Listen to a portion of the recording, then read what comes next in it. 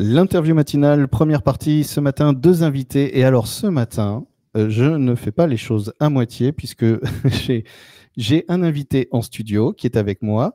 Je vais essayer de ne pas écorcher son nom de famille. C'est Philippe et je suis en train de zapper Lakesh. Voilà, Philippe Lakesh. Philippe, bonjour. Bonjour à tout le monde. Alors, on se croise régulièrement sur Softair. Oui, en effet. Et Philippe, tu m'as d'ailleurs rendu un fier service. J'étais pas chez moi et mon alarme sonnait. Oui, et il paraît que tu es venu. L'alarme incendie. Voilà. Il n'y avait plus de piles. Il n'y avait plus de piles, donc il faut en profiter pour le dire aux gens. N'oubliez pas de changer les piles. Voilà, si ça sonne tout le temps, c'est peut-être pas que vous êtes en train de mourir, c'est juste qu'il faut changer la petite pile qui Surtout arrive. quand on part en vacances. Ben, n'est-ce pas, hein? Comme je travaille dans les médias, j'ai beaucoup de vacances. Mais oui. Et j'ai aussi en duplex, j'aime bien dire ça fait International Radio. J'ai en duplex notre invité qui est Jean Mattei. Bonjour Jean. Bonjour à vous, bonjour Philippe, bonjour les auditeurs. Alors Jean, en duplex parce que là actuellement vous êtes en Corse. Eh oui. Eh oui, eh oui. Et comment ça se fait que vous êtes en Corse en fait? Je vis en Corse. Ah bah oui, forcément, ça s'explique oui. alors.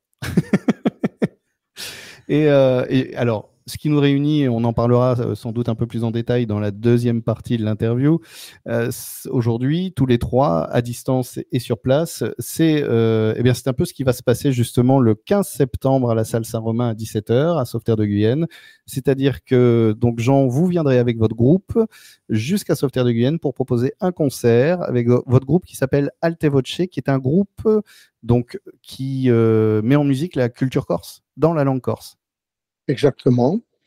Sauf que pour chaque chant qui est chanté en langue corse, on le présente en langue française pour que tout un chacun puisse comprendre d'une part la teneur de nos écrits et d'autre part saisir ces messages que nous distillons tout au long de la soirée. Et alors, avant j'avais envie de poser des questions sur la langue corse, mais je vais rebondir sur ça. Les messages justement, quels sont les messages que vous distillez tout au long de la soirée? Alors les messages, d'abord c'est bien sûr un dénominateur commun, c'est cet amour viscéral que l'on a pour cette terre de Corse, la langue, l'histoire, us, coutumes, façon d'être. Et on parle aussi de géographie, de faune, de flore. On parle aussi des problèmes récurrents à l'homme universel, c'est-à-dire il y a la Corse, il y a nous, puis il y a aussi les autres. On y pense. À savoir, on a écrit sur l'esclavage, sur l'avortement, sur l'homosexualité, sur un tas de problèmes, la violence, etc., qui nous touchent, même si ce n'est pas corse. Oui, c'est finalement des questions qui touchent les hommes. L'humain, oui. Effectivement. Donc Philippe, c'est toi qui as fait venir Jean et son groupe, Alte Voce. C'est une rencontre, c'est une première?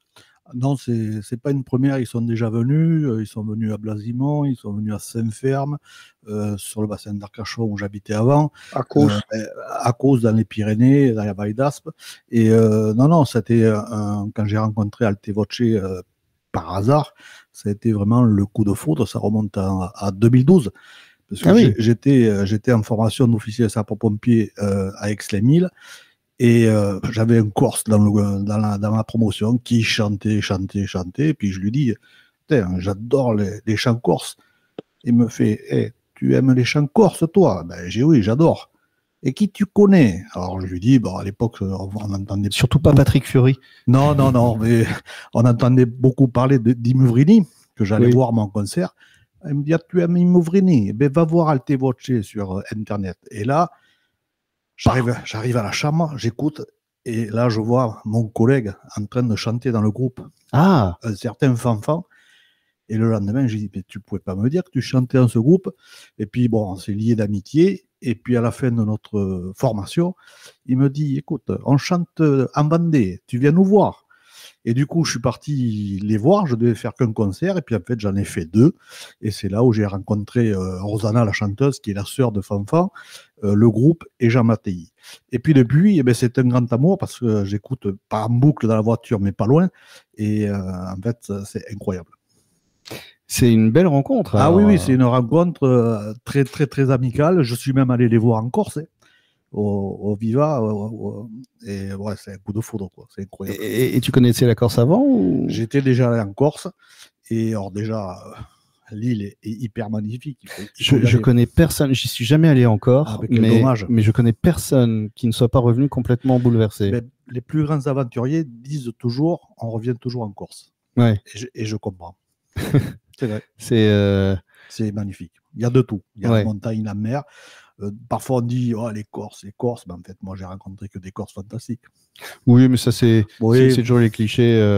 Bon, ils aiment entretenir ça aussi. Bon, et c'est toujours sympa, ça met une petite barrière tranquille comme ça, et ça permet de nettoyer avant de rencontrer. Puis il faut raconter des histoires. Puis c'est rigolo de voir des gens arriver un peu, ils ont envie d'être là, mais ils n'osent pas trop. On se dit, allez, comment on va s'amuser? Non, c'est un coup de foudre, franchement. Et puis, leur musique est tellement magnifique que moi, j'ai envie de partager ça à beaucoup de monde, quoi. Tous les gens, je leur dis, écoutez. Donc, je fais une pub même sans la radio, quoi. C'est quoi l'histoire de la Corse? Parce que alors moi vraiment la Corse, comme je disais, le rapport le plus proche que j'ai eu avec la Corse, c'est qu'on a Véronique ici qui est photographe et correspondante, et sa mère est corse. Voilà, et donc je vais éviter d'avoir des idées en connaissant une personne, mais et puis l'autre idée de la Corse, c'est cette espèce de mensonge qu'on nous raconte, de nous la mettre tout à côté de la France, alors qu'en fait c'est loin, la Corse. C'est pas si à côté que ça. 1h15 en avion de Bordeaux. Oui, 1h15 en avion, on fait du trajet en avion en 1h15. Oui. Non, mais c'est très près quand même. C'est quoi l'histoire de la Corse, Jean? Est-ce que c'est possible en quelques minutes de parler un peu de... C'est très compliqué. L'histoire de la Corse, c'est une histoire très tourmentée. Plus de 20 invasions, dont certaines ont duré 400 ans. Et ce peuple a presque toujours été pris par la force, y compris par la France. En juin 1769, ça a été l'abdication. Les soldats du roi Louis XV, dans un marché de dupes de Gênes, qui vendait la Corse, les Corses au roi Louis XV, se sont emparés de la Corse, et alors qu'elle venait de vivre 14 ans de totale indépendance. Elle venait de vivre 14 ans de totale indépendance. Pendant ces années, elle avait créé sa marine, son armée. Elle avait frappé monnaie, ouvert une université, déjà donné le droit de vote aux femmes veuves, 1735 quand même. Oui. Et surtout, avait écrit la première constitution au monde. Alors, pour dire ce que c'est la Corse, c'est que malgré toutes ces invasions, malgré tout ce qu'elle a subi, nous, on est les mêmes Corses qu'à 10 000 ans. C'est-à-dire que dans notre façon d'être, dans nos us et coutumes, on a perpétué tout cela. D'où l'intérêt aussi l'attachement à un territoire, à un peuple, à une culture. Quand on est sans cesse comme ça, pas maître de son destin, finalement, ça on en est quand même maître, parce qu'on ne nous impose pas grand-chose. Tous les États successifs, pendant des milliers d'années, n'ont pas réussi à changer cette poignée d'hommes. 170 000 âmes dans sa grande, au maximum, je veux dire. Voilà, on est toujours les mêmes et on ne changera pas. Et merci. Un peuple authentique.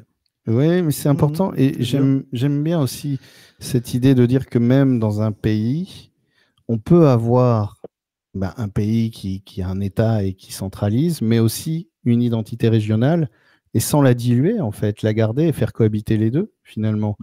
On a encore un peu cette chance, que ce soit avec aussi le Pays Basque ou la Bretagne, qui a réussi à garder au moins une langue, que cette langue reste toujours vivante, et reconnue. Parce qu'elle est reconnue en Corse. Et ça n'empêche. Voilà. Donc, et cette culture musicale aussi. Donc, quels sont ce que vous jouez? Alors, du coup, les chanteurs, si j'ai bien compris, il y a un chanteur, une chanteuse. Vous êtes combien sur scène? Et 6. On sera 5 là, mais on est 6 normalement. Donc, il y a quoi? Un chanteur, une chanteuse, ça je sais. Non, il y a 3 chanteurs. 3 chanteurs. Oui, et les autres musiciens et choristes. D'accord. Et vous, Jean, vous êtes? Chanteur et musicien, conteur, un peu tout. Ouais. Le couteau suisse, enfin, le couteau Ouais. corse, on va dire. Alors, ce que je propose, c'est qu'on va faire une petite pause justement, et avant, j'aimerais quand même poser une dernière question à Philippe. Philippe, donc c'est toi qui fais venir Alte Voce. Le spectacle, c'est quelque chose qui est dans ta vie, dans l'organisation, ou c'est vraiment parce que c'est eux? C'est parce que c'est eux, parce que voilà, il y a ce lien fort qui s'est noué à partir de Fanfan. Et puis bon, c'est des êtres, tous là, c'est incroyable. Rien qu'entendre l'accent corse, ça me donne des frissons. Eh bien, on va continuer d'entendre cet accent corse dans la deuxième partie de notre interview, puisque nous serons à nouveau avec Jean en duplex de la Corse et également Philippe ici dans les studios de Radio Entre-deux-Mers. À tout à l'heure. L'interview matinale, deuxième partie, toujours en compagnie de mes deux invités. Jean Mattei, donc, qui fait partie du groupe Alte Voce, qui a fondé, qui a créé le groupe d'ailleurs, Alte Voce? Rosanna et moi. D'accord. Et c'était il y a combien de temps? Ça va faire 25 ans. Ah oui, donc une aventure qui dure. Oui.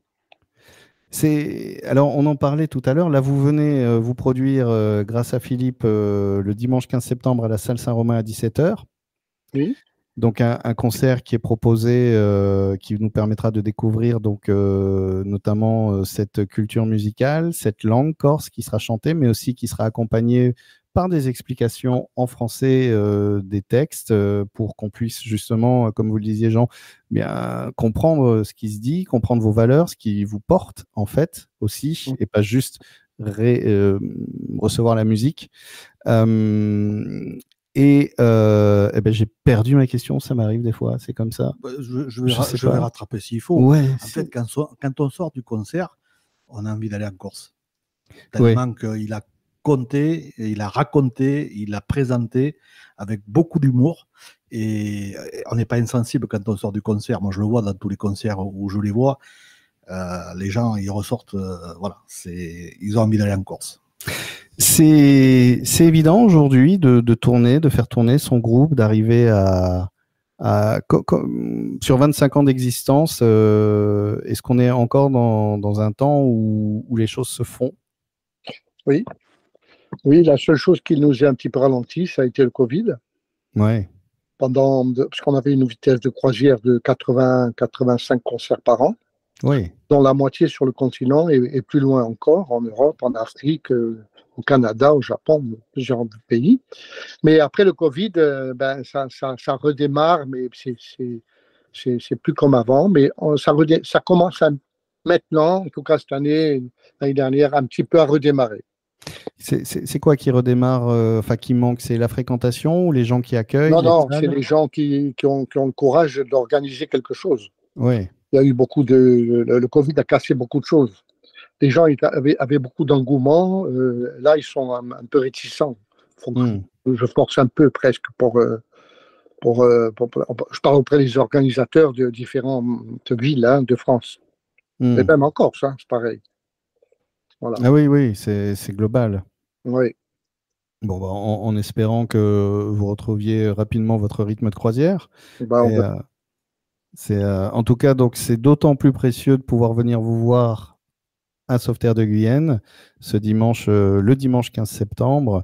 Et cette aventure, 25 ans d'aventure musicale, j'imagine que Philippe disait, c'est ça, tu as été voir des vidéos sur Internet, des choses comme ça qui t'ont... C'est comme ça que je les ai connus, et moi j'ai été envoûté par la musique, parce que là on a un virtuose en face. Je peux vous dire que question harmonica, mandoline, guitare, il a fait ses armes, et avec un déplacement à sa jeunesse au Japon, Jean, c'est ça? Au Japon. Il a appris avec les plus grands guitaristes de tous les temps, je crois. Et donc vous jouez sur une ibanaise? Ah non, je joue sur une larivée. Là, je suis pas guitariste, mais je sais qu'Ibanez c'était japonais, donc. Oui, non, mais Jean Larivée. Enfin, j'ai plusieurs guitares, vous imaginez. Mais je joue là en ce moment, je joue sur une larivée. Jean Larivée, c'est un Français qui est établi au Canada et qui fait des guitares de très haut de gamme. Et j'avais longtemps envie de m'en payer une, et ce que j'ai fait là depuis il y a déjà 10 ans. Hein. Donc j'ai plusieurs guitares. Donc je parlais d'Internet, Oui.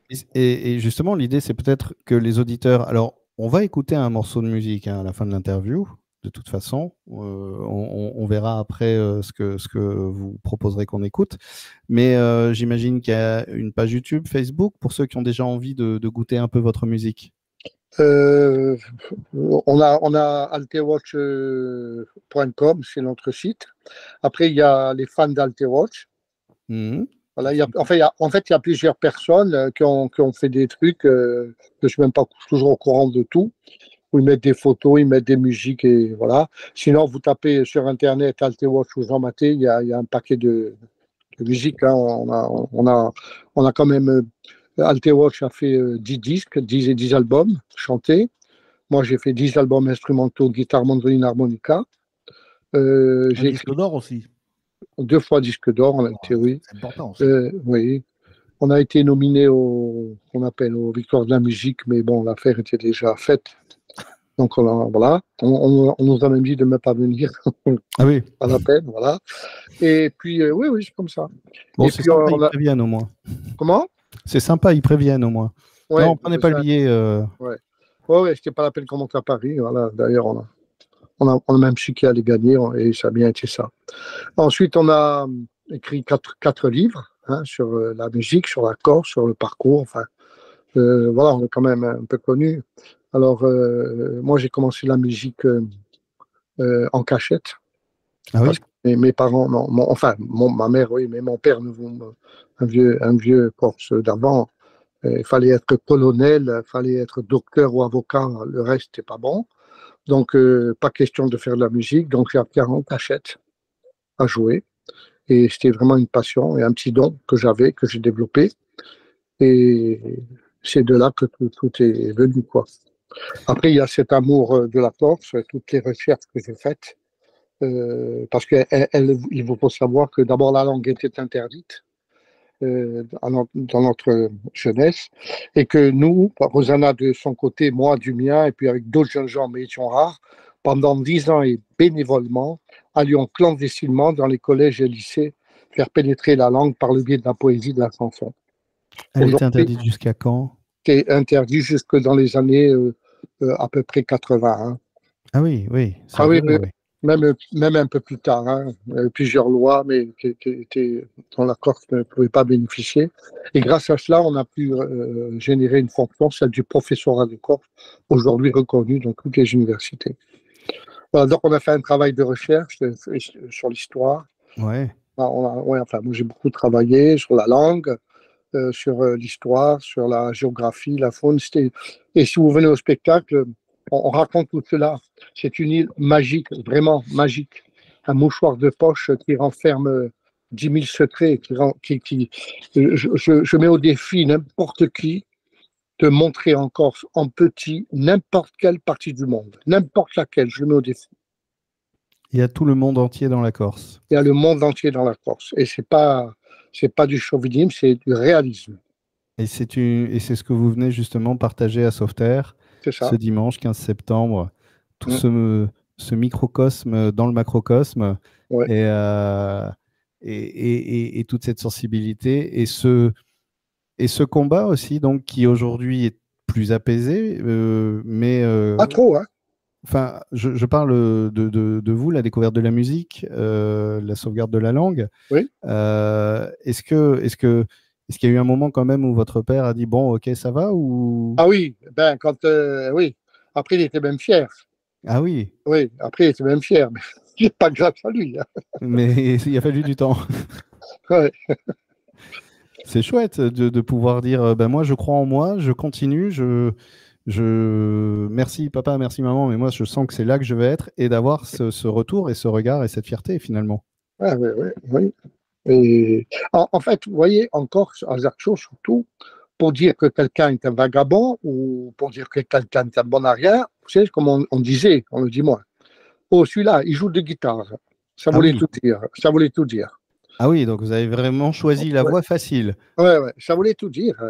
Il joue de guitare, c'est un bon aria, c'est un fainéant, c'est un fils là, voilà. Alors aujourd'hui, ça a changé, bien sûr. Mais à mon adolescence, c'était ça. Et c'est peut-être une idée aussi de rappeler aux jeunes qui hésitent un peu à croire en eux et à sentir qu'ils ont plutôt envie d'être là qu'ici, de continuer à travailler, en fait, et de se dire, bah non, moi je sens que j'ai envie d'aller là. Mais Et, dans les commentaires que nous faisons avant chaque chanson, car elles ont tout un sens symbolique quand même. J'aime beaucoup le symbole. Et à un moment donné, je dis que lorsque on doit prendre une décision importante, il ne faut écouter ni les uns ni les autres, écouter son cœur, son ventre, son esprit et agir selon cela et on s'en portera bien mieux. Eh bien, vous savez quoi, Jean, j'ai très envie de ne rien rajouter après ça. Ça me paraît parfait. Et juste d'inviter eh bien, tous les habitants de la région à venir découvrir ou redécouvrir votre musique, votre groupe Alte Voce. Je rappelle la date, dimanche 15 septembre, 17h à la salle Saint-Romain. L'entrée est à combien? 15 euros. 15 euros. Donc l'entrée est à 15 euros pour découvrir. 15 euros pour 2 heures, 2 heures et demie de concert, voire parfois plus. C'est cadeau. Oui, cadeau. Et puis c'est pas plus cher qu'une salle de cinéma en 3D pour aller voir le dernier blockbuster un peu fadasse. Je pense qu'on peut se dire des fois que... Et puis c'est un petit privilège de les faire venir à Sauterre. Et puis au cas où les gens hésitent avec la polyphonie, je rassure, ce n'est pas une soirée polyphonie. Il y a vraiment de tout. Il y a tout. Pardon. Donc, il y a de la musique. Il y a de la musique pure, donc Bulgar-Bandi harmonica. Il y a des chants polyphoniques. Il y a des chants monodiques. Il y a du conte, il y a de l'humour, il y a de l'histoire, il y a de la géographie. Il y a, je veux dire, les grandes valeurs humaines qui sont défendues et partagées. Je veux dire, bon, c'est un spectacle que je crois assez exhaustif. Merci beaucoup à tous les deux et rendez-vous ce dimanche 15 septembre à 17h donc sur Sauveterre de Guyenne. Merci. Merci beaucoup. Merci Philippe. À bientôt. À bientôt. Au revoir.